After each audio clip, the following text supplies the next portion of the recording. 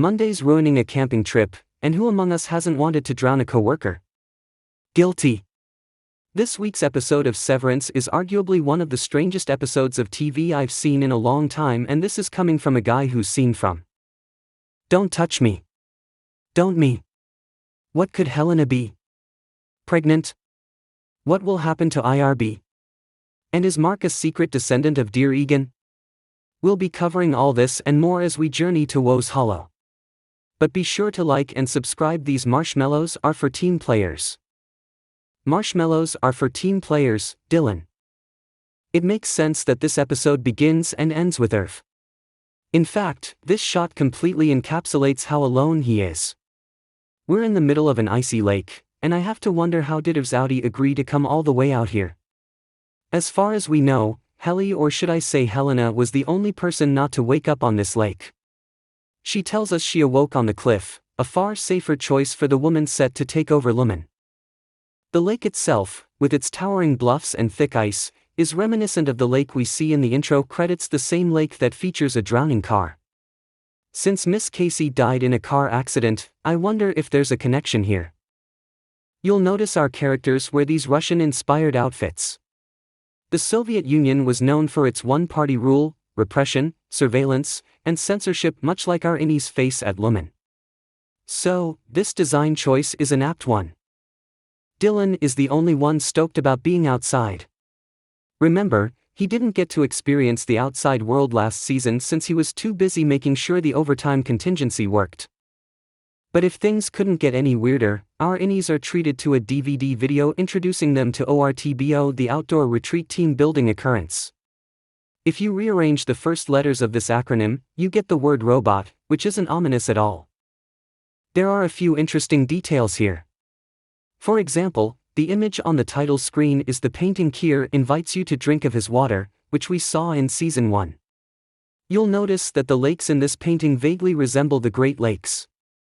I'm curious if this place, which we'll find out is the Dear Egan National Forest, is the inspiration for this painting. Believe it or not, this isn't the first time deer has been mentioned. In episode 202, Milch passes a bar with a band named Deer's Brother playing. It's pretty obvious that this video was recorded a long time ago and not specifically for Mark, Irv, and Dylan. Milch talks about the inexperienced meadows, thickets, and brambles which you can't really see or explore here because everything is covered in snow. This retreat is supposedly in response to the innie's desire to see the outside world. However, I'm not entirely sure that's true. Lumon needs MDR to complete the Cold Harbor file, so having them away from work for 2 days is kind of a big deal. And we don't really know how much time has passed since we last saw Mark undergo reintegration. There could be significant developments that we aren't privy to, since this episode is told from the innie perspective. The fourth appendix and Dear Egan explained. Our innies are to follow the path Kier Egan and his brother Deer took as children, a story outlined in the mysterious fourth appendix text, which is forbidden on the severed floor. The veracity of this tale is questioned by Helena, which is doubly interesting because she herself is an Egan. Her lack of reverence toward it, unlike Milch, suggests it's all nonsense. The innies are told to advance toward the Scissor Cavern, a similar cave where Kier subdued the Four Attitudes. We've seen a portrayal of this in Kier Restrains the Four Attitudes, a work of art that once hung in Miss Casey's well-being office. You'll see Kier is furnished with a feline 9 tails, every one of the 9 tied straps addressing Kier's 9 center standards. Something about me? I know every one of the 9 center Lumon standards. These standards are highlighted conspicuously at Miss Cobal's, so make a point to check them down at home in the event that you're playing Kier Bingo. The work of art proposes that to tame the Four Attitudes, you want to dominate these 9 center standards. Irving is spooky by the attitude referred to as trouble, addressed as a withered lady, a portion of the level of a characteristic lady. Truth be told, this episode is named Trouble's Empty, named after where Milch says the world's tallest cascade is found. It never fails to stun me what unimportant things Lumon chooses to lie about. The other 3 attitudes are never truly referenced in this episode. Notwithstanding, it's conceivable that part 2 of Milch's book, which he prods as being named The Stealing Babysitter, may reference the old woman addressing fear. Keep Going episode zeroed in vigorously on goats, and a goat addresses the attitude malevolence. So that wouldn't shock me in the least, assuming we begin digging further into Keir legend. The name Scissor Cavern is likewise fascinating. Scissors cut, our characters have had their brains cut off, and Keir himself allegorically removes himself from his sibling. Our innies are driven by doppelgangers credited as shadows. They address their innie twin, similar as how Keir's twin was generally with him. As they navigate the cruel scene, they track down the sought-after fourth index. The story of Keir's twin sibling, Deer. The name Deer gets from German, signifying armed force or fighter of individuals, a conspicuous difference to Keir, and that signifies the dull one. We need to pose ourselves two inquiries: did Deer at any point exist, and in the event that he did he really kick the bucket? Deer's passing in the story is amazingly mind-boggling. It is said that his eye precipitously jumped out and transformed into sap, while his hair transformed into greenery and tumbled off. Since this story was supposedly composed by Keir on his deathbed, it's exceptionally plausible that these are the ravings of a man in the pains of dysfunctional behavior. On the off chance that I were an essayist on this show, it would make for some crazy television, assuming Deer lived. Here's the reason: we know Keir Egan and his posterity proceeded to make Lumon and settle in it into the daily existences of individuals. Deer's name, signifying champion individuals, could infer the formation of a restricting power to Keir and Lumon. His posterity would need to cut Keir down, and the additional layer of show is that they're all blood related. Previously, I estimated that Helena and Czech may be connected. How crazy could it be on the off chance that Imprint were a progenitor of Deer and Helena a precursor of Keir? Keep in mind, Imprint's mom's name was Plant, a name related with the timberland. Also, where did Deer need to burn through the entirety of his days? In the woodland. Imprint's last name is Scout, and scouts participate in open-air exercises like setting up camp, climbing, and orienteering. Am I onto something here, or have I gone full Deer? It would check out that Keir portrays Deer as a frenzied degenerate who spilled his heredity upon the dirt. I feel like we're not getting the genuine story of what occurred between these two siblings. Additionally, the way that they were twins makes this considerably really captivating. They were two totally different individuals in the equivalent-looking body, similar as Innes and Otis occupy a similar body. The fundamental struggle in this episode, be that as it may, is among Irv and Helena. His doubt of her started in episode 201 when she recounted the account of the night landscaper. Throughout the span of this episode, he'll have a mental breakdown, attempting to demonstrate that Helly isn't who she says she is, eventually expressing that the genuine Helly could never be simply savage. After advancing toward the Scissor Cavern, the Innies find a grim scene, with Imprint expressing that it's likely a dead seal.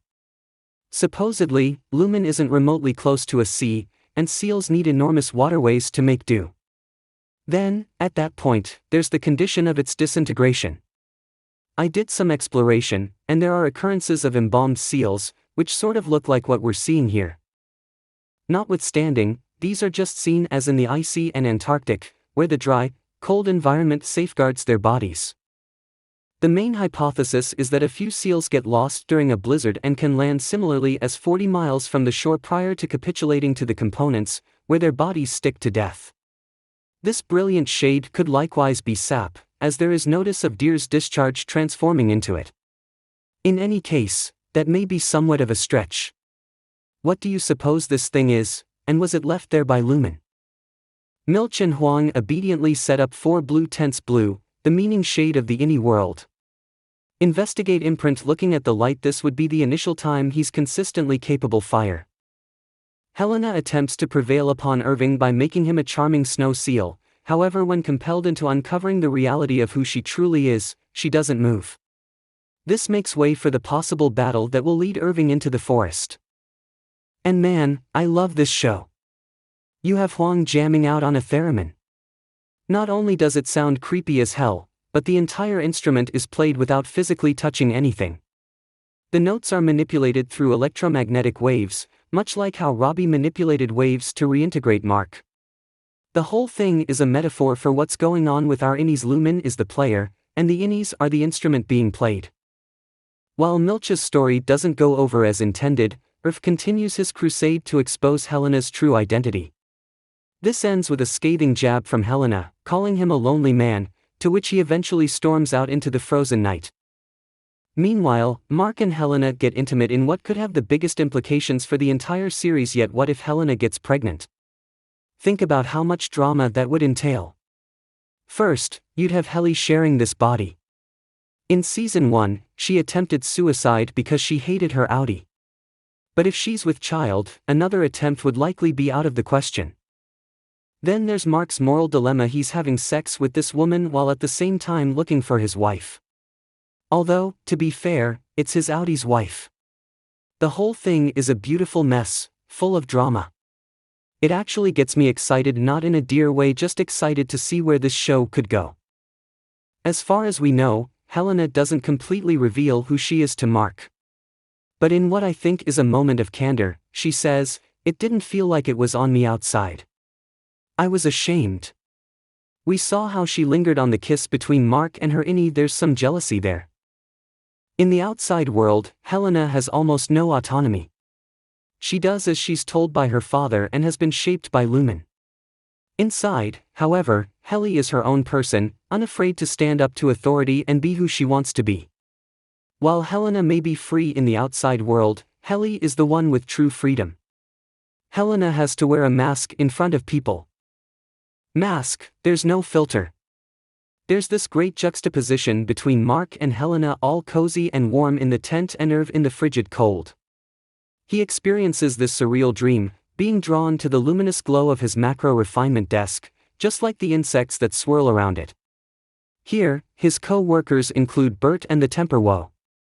It makes sense he's haunted by woe, as his character is literally undergoing a great amount of sorrow and distress. The file on his computer is Monto, a hamlet in New York State. There just so happens to be seals in Monto, but maybe that's just a coincidence. Montauk may even be a nod to Eternal Sunshine of the Spotless Mind, another story that heavily involves the themes of memory and identity. We see the numbers on Irv's terminal morph into letters that spell out the name Egan. You can even make out the shape of Helena's face. This is the final clue Irv needs to connect Helena with being an Egan. Knowing that the only person who'd have the power to send their outie to the severed floor is an Egan, Irv takes drastic measures to prove to the others that Helena isn't who she says she is. He demands that Milch bring Helly back, and it's here that Helena finally cracks and orders Milch to do it. You'll notice she calls him Seth, his first name, which we learned last episode. Only the oddists know that. Milch calls over the radio for the removal of the Glasgow block. This is a very important detail. It proves that Helena never had the chip removed. Rather, there is a procedure that can be done to block the brain from switching over to its other severed half.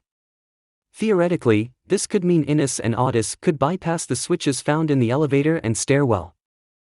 Now, who was Milch talking to on the radio? My money is on Miss Wong. However, I'd put a 1% chance that it could be Gretchen, who we saw working in some sort of security or forest ranger type job, judging by her uniform. She also converses with her husband using radio terminology like "copy that." With Irv having proven his point and putting the life of an Egan in jeopardy, he is immediately dismissed. I found it interesting that when Helena switches over to Helly, we hear the elevator ding, even though we aren't in the elevator. This was likely done to highlight to the viewer that there indeed was a switch. Now, Irv's dismissal is akin to a death sentence. By dismissing him, Lumon is essentially killing Irv's innie while his outie's body remains. Any remnant of innie Irv will be gone. It's kind of fitting that it was Dylan who encouraged Irv to hang in there in episode 2011, and now it's Irv telling Dylan to do the same. The conclusion of this event will no doubt have consequences for episodes to come. First, what will happen to Milch? This was a royal screw-up of the highest caliber, which almost resulted in the death of the next Lumon CEO. Will he be fired? And will Coble come back with the secret that Helena was Helly? Helly can now catch up with Mark and Dylan about what she saw in the outside world, including her creepy talk with her dad at the end of the season 1 finale, that is, if they let her continue to work. We also don't know how Mark's reintegration fits into all of this. And what about Irv? The episode ends with him seemingly switching back to his outie. What is he going to think when he wakes up to find Helly soaking wet, a furious Milch, and these other people he's never seen before? I don't believe Irv's story is over. We still don't know what happened to him after he knocked on Bert's door at the end of Season 1. Bert himself has been keeping tabs on him, and Irv makes cryptic phone calls to someone in the middle of the night. We know Irv's Audi has been investigating Lumon from the maps and employee lists he keeps hidden in his home. Now that he knows what Mark and Dylan look like, maybe he'll try to contact them. With the next episode titled Trojan Horse, it's possible we'll pick up with Mark's reintegration, Mark being the Trojan horse in this scenario. We still don't know how much time has passed since Mark's reintegration and this retreat, so it's possible we could be doing a bit of a flashback as we head into episode 5. Let's get into our trailer sleuthing section, where we dive into the trailers to see what future episodes have in store. The trailers give us 2 distinct shots of Bert, who we know has been stalking Irv. Someone actually follows her from this car, and I'm guessing it's him. We also see someone who might be a new character head to the exports hallway. It appears to be the same person who delivers Irv his melon party. Now, how can Irv be getting a melon party if he's been dismissed? Either this is a flashback, or Coble has taken over and demands Irv be reinstated. But I doubt Helena would want that, considering she was almost killed by him. Speaking of Coble, it doesn't look like she's back at Lumon just yet, as she's seen here investigating some underground tunnel. Maybe it could be a cave found in Woe's Hollow. Miss Casey makes a few appearances, however, every time we see her, it appears to either be some sort of hallucination or dream. I think we're looking at the return of Helly back to the severed floor. Just take a look at her clenched fists as she says the words, "What the hell?" We see Mark here in the break room hallway, but notice he's not wearing a suit, rather, the same blue sweater we saw him wearing at Pip's. This is likely the result of his reintegration. Mark is also seen at an Asian restaurant with Helena in the background. I wonder if Helena has to tell Mark's Audi that the two of them made love. That's got to be one super awkward conversation to have. It's also possible they're talking about Miss Casey, who Audi Mark has been told is still alive. Here's Mr. Drummond talking to who I believe is Mr. Milch, stating that his work will be remembered as one of the greatest moments on this planet. Rick and Hale is likely getting to work on his revised version of the U. By the way, Apple has released this book on Apple Books, and it's also available in audio format. I'll be giving it a read to see if there are any clues. But now I turn it over to you. What do you think will happen next? I want to hear your thoughts and theories in the comments below. Thanks for watching. Be sure to like and subscribe. And for more bad takes, you can follow me on Twitter and Instagram at @ThinkStoryYT. Until next time, remember I love you.